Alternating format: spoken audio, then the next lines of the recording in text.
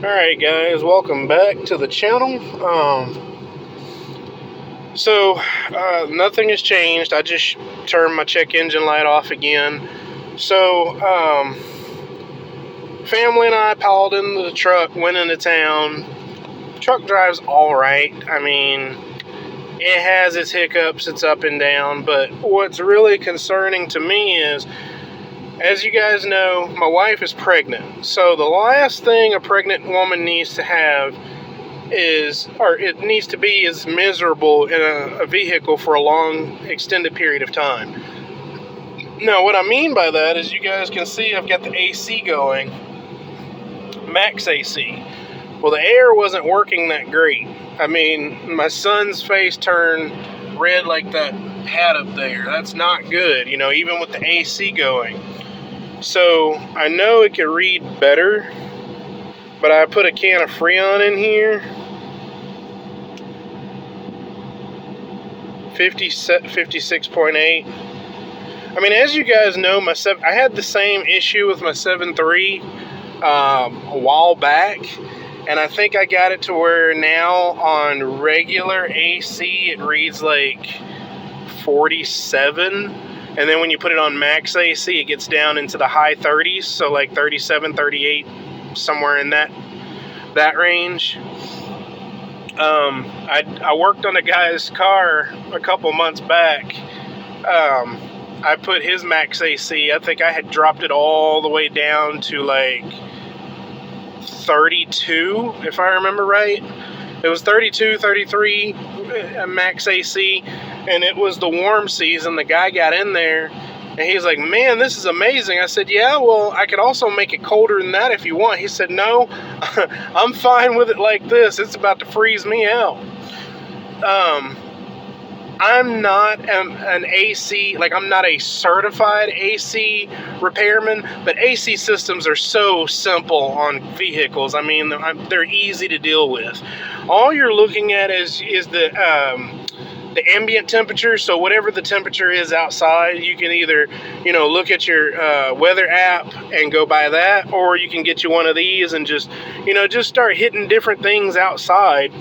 Like you could do this number right here, just hit the ground. 83.1. Let's hit over here. 81.1. Let's hit all the way over there. 80. Let's hit. Well, let's get away from the vehicle, because the vehicle is actually gonna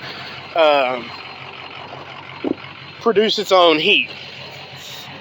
For example, let's go over to the exhaust.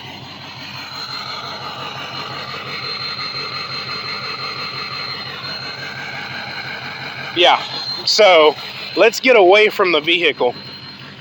Let's come all the way over here and hit the ground. Okay, so we're sitting at about 80. Let's just say it's 80 degrees out. So, with it being 80 degrees, let's go way over here. Welcome to Outlaw Bayou Rider. No, I'm joking. That's my other channel, guys. Alright, so it's about 80 degrees out here. So, with that said, I'm going to show you guys something. Check this out. Alright, so what you guys just saw was a chart.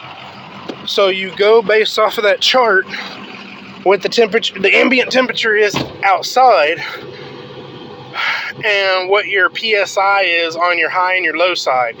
Sure, you can go to Walmart, AutoZone, Bumper to Bumper, Advanced Auto, O'Reilly, you name it, Pep Boys, I mean, whatever. You can go to any of these places and pick up the little cans of Freon, and some of them may or may not come with the little blue line for the low pressure side, but really you need to get yourself a good set of manifolds. And they're not that expensive, not like it used to be back in the day. It used to be super expensive to get your hands on a decent set of manifold gauges. That way you can look at both your high and your low side, because your low side could be great, your high side could be too low, your high side could be too high, and vice versa. You know, if you don't know what you're looking at, it can confuse you, especially if you have no experience in it. But let's just say, you know, based off of the chart that you guys looked at, if it's like 85 degrees, you're going to want on the low side somewhere between 50 and 55. And if I'm not mistaken, I think your high side is supposed to be between 225 and 250. I believe that's where you need it to be. And so you just go based off of the ambient temperature. So if like you're inside of a garage and it's much hotter, you go based off of that temperature. But really, ideally, you'd want to back that vehicle out of the garage and get a couple of, you know, if you don't have, I mean, as you can see, this is just a cheapie. It's a Hyper Tough, man. I mean, it's not Snap-on. It's not Stanley or DeWalt or Fuel or anything like that. It's just a simple old, go to Walmart, pick it up. It works, you know. As you can see, you know, the temperature's dropping a little bit. I mean, it is getting much cooler in here. So the longer I sit here, the cooler it gets, and that's great. That means that the AC system is working correctly.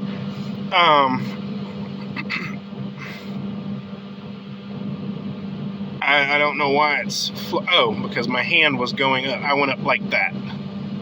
So, yeah. But anyway, I was like, wait a minute, that doesn't make any sense. So 51.8, and did say 51.6. We got 44.2, 43. So as you can see, it is dropping. What's it saying over there? 48.79. So it's going up-ish. Plus the vent's pointed that way, so I'm not getting the really good reading off of it. My wife adjusted it like that. I'm gonna leave it alone. The one thing you guys need to understand is you don't want to piss off a pregnant woman. It's just not good for your health. But yeah, this is reading in the mid to upper 40s on high max AC. So I do plan on getting another can of Freon, and I'll probably be doing that this coming payday. That along with some tint. That will also help retain the cold air in here, as well as blocking some of the heat from the sun. Go ahead and back. Oh, don't hit my topside creeper. I need that. That's actually what helped me get the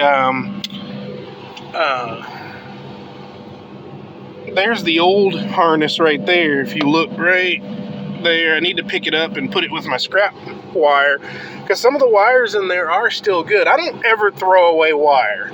I don't ever throw away a harness. I know a lot of people, when they get an old harness and they're done with it, they'll just toss it. I don't do that, because you have a lot of good wire, and I do a lot of soldering, and I may need, 4, 5, 6 inches of 12 gauge, 14 gauge, 16 gauge wire. And instead of running to the store and paying $5, $10, $15 for, said roll of wire, I've got it right here. As a matter of fact, if you look, well, for some reason, there we go, the camera's decided to clear up. But if you look right there, if I move my finger out of the way, if you look over there, there's a box. Right there where I was pointing, there's a box right there. That box contains a lot of scrap wire, a lot of harnesses. So, whenever I need a little bit of wire, I can snip it and add to what I need, instead of having to run to town. I live 20 miles from town. So, I mean, that's 40 miles round trip. It's not like I can go 5 miles to the store and come back, 10 miles round trip. But, basically the moral of this video is get you a good set of manifolds for it. That way you can look at the high and the low side. Get you a temp gun. That's very important. Get you a temp gun.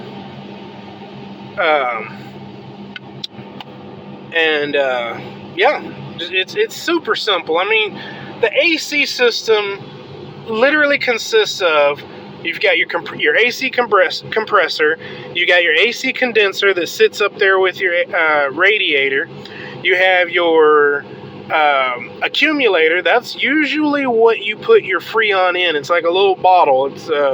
It's an accumulator. Then you have your evaporator that's going to be inside here. You got your high and your low side lines, and then you have your switches. So you got your high and your low side switch. Then you have a relay and you have a fuse.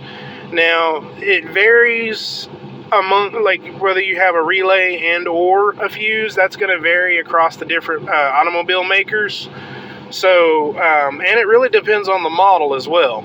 So, for instance, I used to have a 2000 Mustang. I've had 3 Mustangs in my lifetime, and they were all the same body style. I've had a 2000 V6, a 2000 GT, and an 03 GT.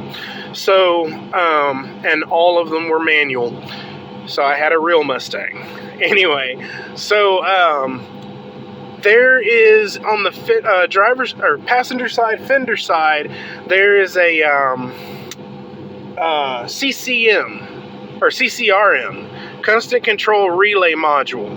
Okay, it's non-serviceable for your average Joe, but if you've got a good set of soldering setup where you can desolder, you've got relays that are soldered into the motherboard in the constant control relay module. So you've got like your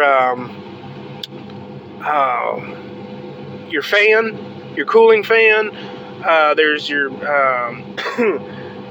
AC relay, and there's like 2 other relays in there, and I don't remember what they're for. But you usually you just replace the constant control relay module, but if you have the time and the knowledge, you can desolder your bad AC relay and solder you a new one in place. I've done it before. It's a little detailed, but it is doable. Anyway, most people will say, well, a Mustang, you know, the New Edge Mustang doesn't have a relay for